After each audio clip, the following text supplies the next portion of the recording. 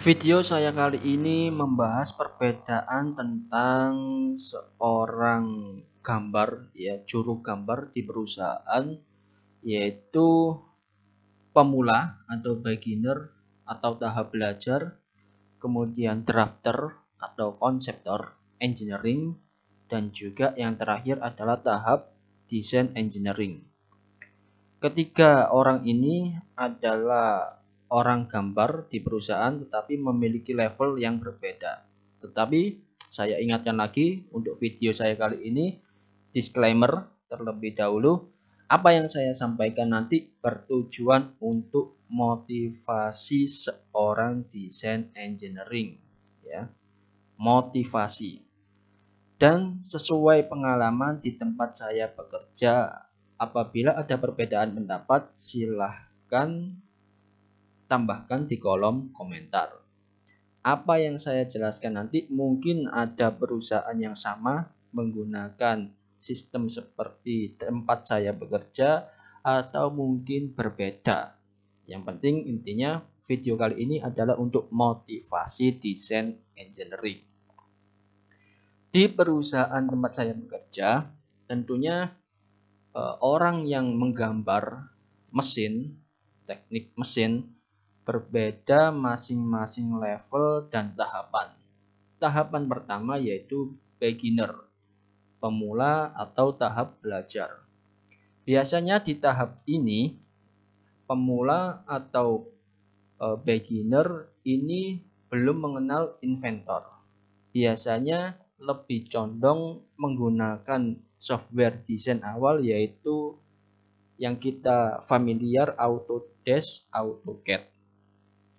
Di mana AutoCAD sendiri lebih dominan 2 dimensi dan kita bermigrasi ke Inventor yang harus diwajibkan untuk 3 dimensi.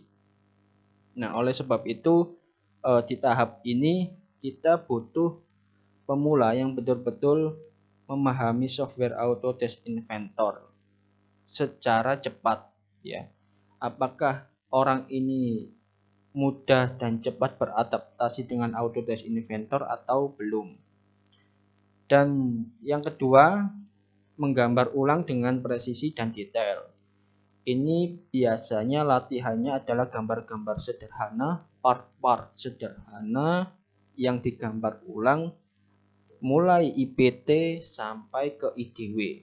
Contohnya seperti tahap ini ya, kita mendesain sebuah kusen dan juga daun pintu dengan mudah hanya persegi saja.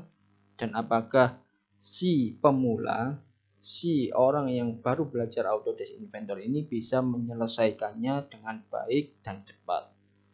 Harapannya bisa baik dan cepat itu minimal 3 bulan. Maksimal 3 bulan. Adapun kalau lebih dari itu ya kita harus evaluasi.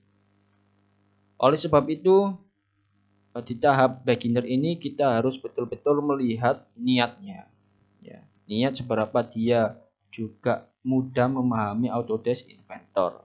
Tidak hanya di IPT-nya saja, kita perlu mengetahui IDW-nya, drawing, sehingga nanti kedepannya ketika di print out dan diturunkan di lapangan dia juga sedikit paham. Jadi tahap beginner atau pemula hanya 2 intinya. Seberapa cepat memahami software Autodesk Inventor, ya, terutama 3 dimensi, dan yang kedua menggambar ulang. Dia bisa saja walaupun menggambar ulang ya, dia bisa dan cepat dan presisi detail itu sudah cukup bagus dan waktunya 3 bulan biasanya. Kalau tidak berhasil 3 bulan, 6 bulan masih tidak paham-paham, ya mungkin ada perhatian khusus ya. Jadi mengapa kok tidak atau susah memahami inventor? Apakah basicnya betul-betul orang teknik atau tidak? Apakah senang dengan teknik atau tidak? Itu nanti yang memutuskan akan menjadi keputusan final di perusahaan. Apakah orang ini dilanjutkan atau tidak. Kemudian tahap yang kedua, seorang drafter atau konseptor engineering. Jadi yang dikatakan drafter itu betul belum tahapan final atau belum dikatakan final menjadi orang desain engineering. Karena tahap drafter ini yang pertama mendesain ulang dokumen gambar yang belum sempurna. Dia sudah bisa menggunakan Autodesk Inventor tetapi masih dalam gambar-gambarnya hanya dalam lingkup perusahaan sendiri. Yang kedua, dia juga sebagai asisten desain engineering. Yang ketiga, mendesain spare part dan assembling yang mudah. Di tahap drafter ini diusahakan dia sudah mulai bisa menggunakan IPT, IDW, dan assembling. Ya. Kalau di tahap pemula tadi hanya IPT dan IDW, maka di drafter ini harus dia betul-betul bisa mengassembling, menggambar IPT sendiri, dan memberikan keterangan di IDW. Karena ada pengalaman tahap beginner pemula dilewati. Dia sudah bisa menggunakan Autodesk Inventor dalam 3 bulan. Begitu masuk untuk latihan assembling, itu masih belum bisa. Contoh, ini kan IPT, ya kan, dan IDW sudah dijadikan, oke, lulus. Kemudian masuk ke assembling sederhana seperti ini. Dia sudah bisa sheet metal, sudah bisa IPT, assembling, tetapi waktu pembelajaran constraint dia kesulitan. Locker yang seharusnya bisa digerakkan seperti ini, dia belum bisa. Nah, ini juga butuh perhatian khusus, apalagi jaraknya juga sudah lebih dari 3 bulan atau bahkan 6 bulan atau 9 bulan itu seharusnya sudah bisa. Ya. Jadi di tahap drafter ini lebih intens latihan assembling dan juga simulasi. Oleh sebab itu kadang-kadang nanti di tahap akhir dia akan membantu seorang desain engineering. Ya. Jadi tahap drafter itu belum tahapan final bagi seorang tukang atau orang gambar di perusahaan. Tahap terakhir yaitu seorang desain engineering. Yang pertama, mendesain unit mesin yang kompleks dan detail. Yang kedua, menghadapi customer dan manajemen langsung. Yang ketiga, penghubung semua elemen di perusahaan, mulai orang-orang di produksi, orang-orang customer, dan orang-orang di manajemen. Dia betul-betul terhubung dan bisa menghubungkan semua elemen di perusahaan. Dan 4, dia bertanggung jawab penuh terhadap desain final, desain yang diturunkan. Jadi perbedaannya ya, pemula, beginner atau tak belajar, kemudian naik ke level drafter, dan finalnya di tahap akhir yaitu masuk ke tahap desain engineering. Dia mampu memimpin sebuah tim dan juga project mesin.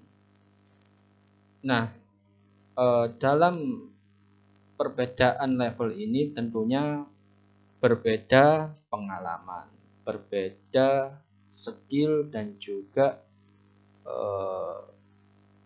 kondisi di lapangan.